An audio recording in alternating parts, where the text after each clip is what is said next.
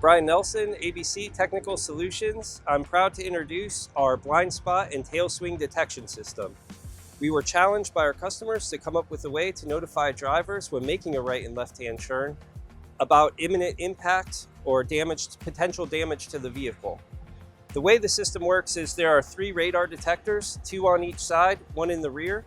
These integrate into 2 cameras at the front of the vehicle, which will display at the driver's dash and notify them via color indicator system: green, you're safe; yellow, caution; red, stop and reassess, to allow the driver to know when making those turns if it's safe or not to proceed.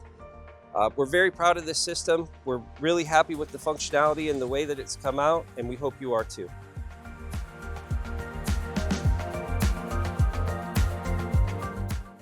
In case that there is an obstacle, a vehicle, or an object in the driver's way, turning right or left, they will get a warning on the screen. In addition, they will get notifications on the A-pillars on each side as they look in their mirrors. Another great feature is there is a panic button for the driver. In case of an incident, they can hit the record button. It will timestamp the video to record the incident.